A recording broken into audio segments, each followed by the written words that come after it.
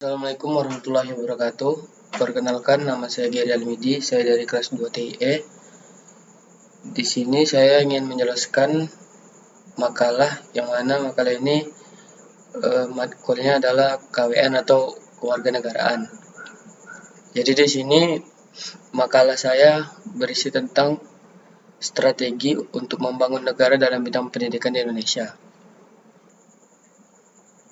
Pada bagian isi, saya membuat pendidikan merupakan fondasi terpenting untuk membangun bangsa yang kuat dan berkelanjutan. Inilah kunci terciptanya sumber daya manusia yang berkualitas, peningkatan perekonomian, dan peningkatan kualitas hidup masyarakat. Tulisan ini menguraikan berbagai strategi dan pendekatan yang dapat digunakan untuk membangun suatu negara melalui perkembangan di dalam sektor pendidikan. 1. Meningkatkan akses terhadap pendidikan.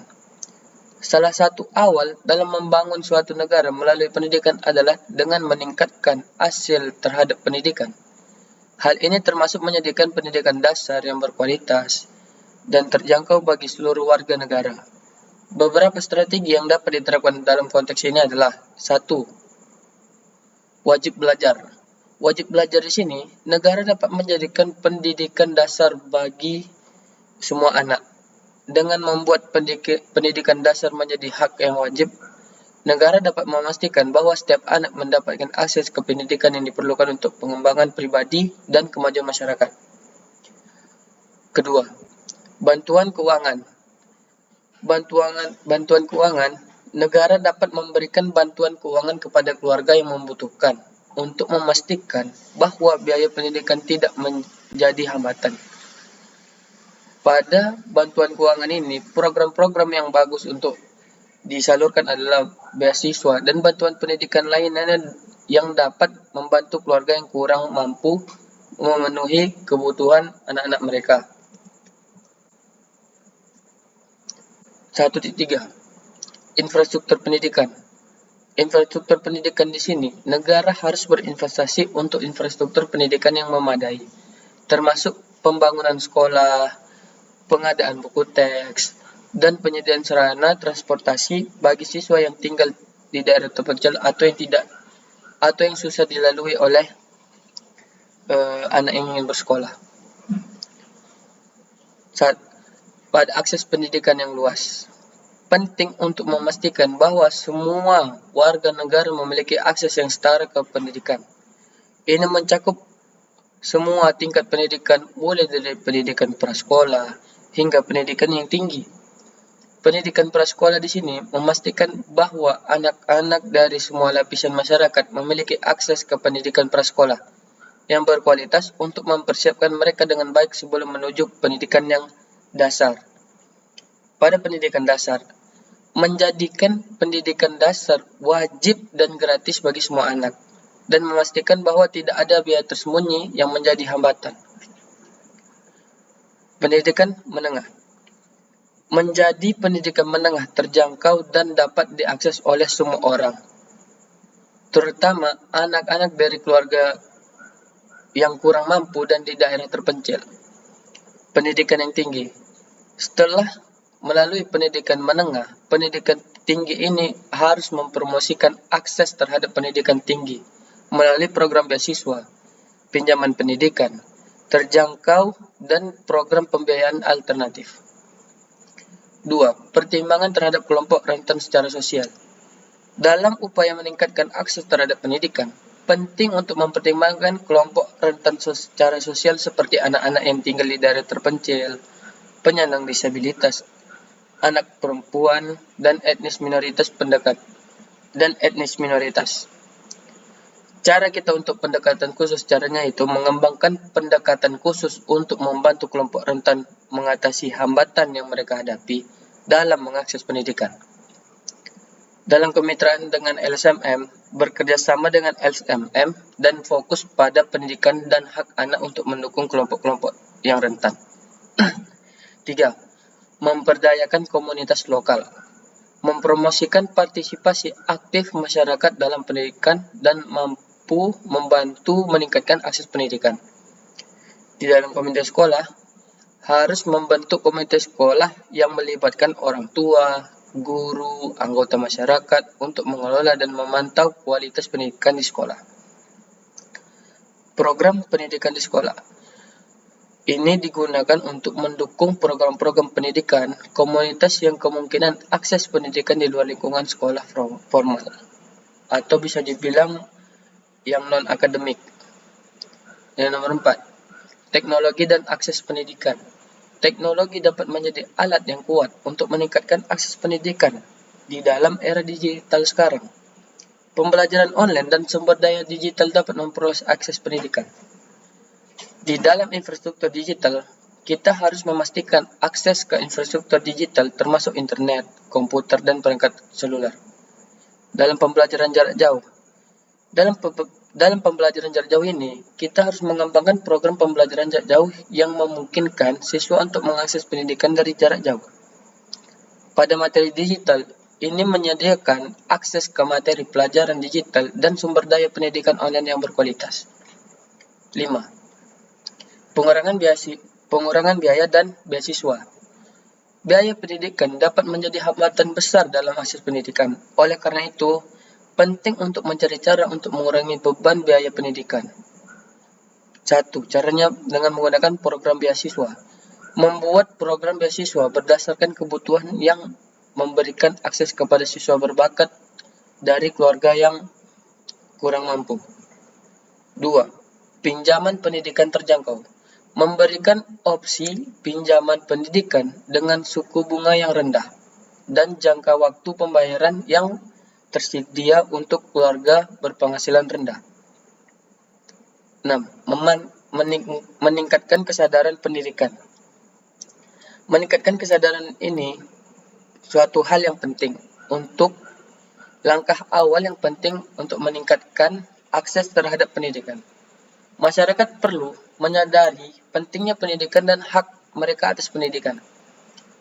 Yang pertama, kampanye kesadaran. Kampanye kesadaran ini digunakan untuk menyadarkan bahwa tingkat lokal dan nasional ini untuk mempromosikan pentingnya pendidikan. Yang kedua, untuk pendidikan orang tua. Mendidik orang tua tentang peran dalam mendukung pendidikan anaknya. Ini agar orang tua itu mempelajari cara untuk mengajarkan anak di luar sekolah.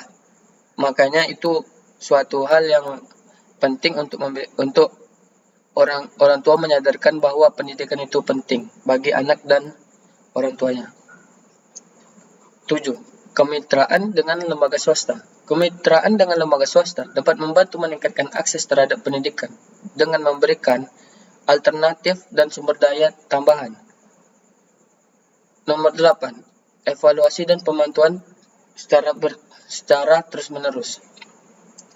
Pemerintah harus secara rutin mengevaluasi dan memantau akses pendidikan untuk memastikan efektivitas langkah-langkah yang diambil. Yang pertama, pengukuran indikator kunci.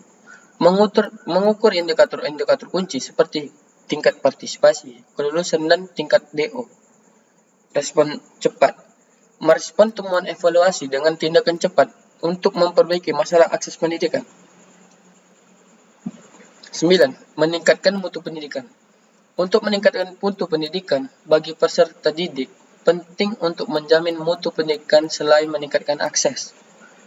Pelatihan guru. Memberikan pelatihan pada guru dan mendukung berkelanjutannya kepada guru untuk meningkatkan kualitas pendidikan. Evaluasi guru. Melakukan evaluasi kinerja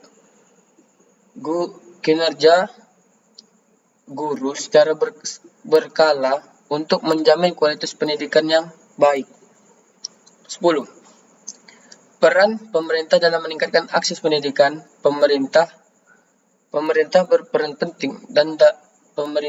penting dalam meningkatkan akses pendidikan. Pada bagian pendanaan, pemerintah menyediakan sumber daya yang cukup untuk mendukung program akses pendidikan. Pada bagian pengawasan dan peraturan, pemerintah juga menegakkan peraturan yang relevan dan memastikan pengawasan yang efektif terhadap sekolah dan program pendidikan. Kemitraan dengan lembaga sosial. Membangun kemitraan yang efektif dengan lembaga swasta untuk mendukung pendidikan. 2. Meningkatkan kualitas pendidikan. Meningkatkan akses terhadap pendidikan hanyalah setengah dari perjuangan. Upaya membangun negara melalui pendidikan juga harus fokus pada mutu pendidikan.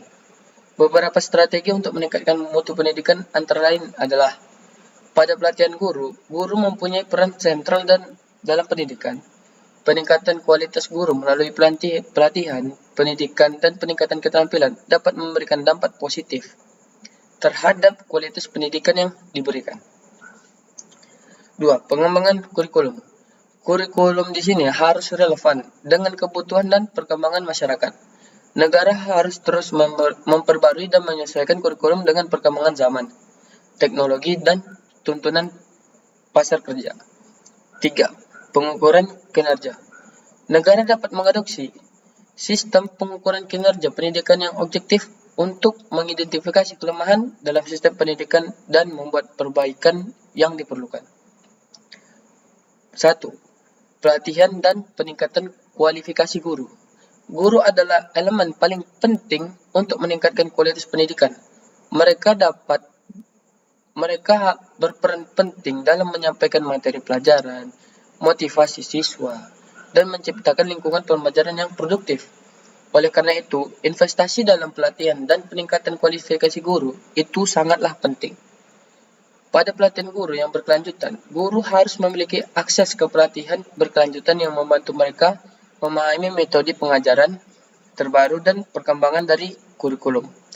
Sertifikasi guru.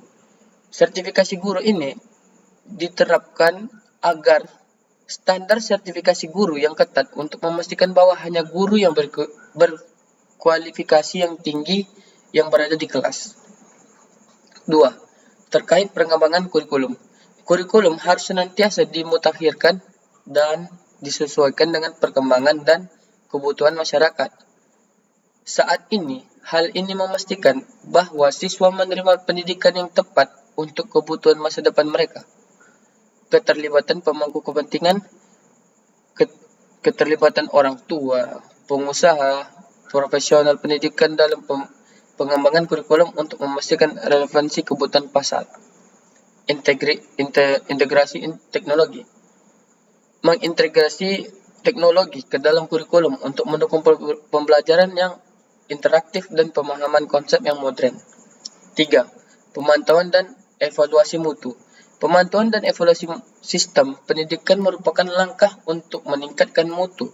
Hal ini membantu mengidentifikasi area yang perlu ditingkatkan dan mengukur kinerja siswa dan guru. Beberapa cara yaitu dengan tes standar. Melakukan tes standar yang objektif untuk menilai kemajuan siswa dan kualitas pengajaran. Survei kepuasan siswa dan orang tua. Melibatkan siswa dan orang tua untuk mengevaluasi kualitas pendidikan dan mengidentifikasi area yang perlu ditingkatkan. 4. Inovasi pendidikan.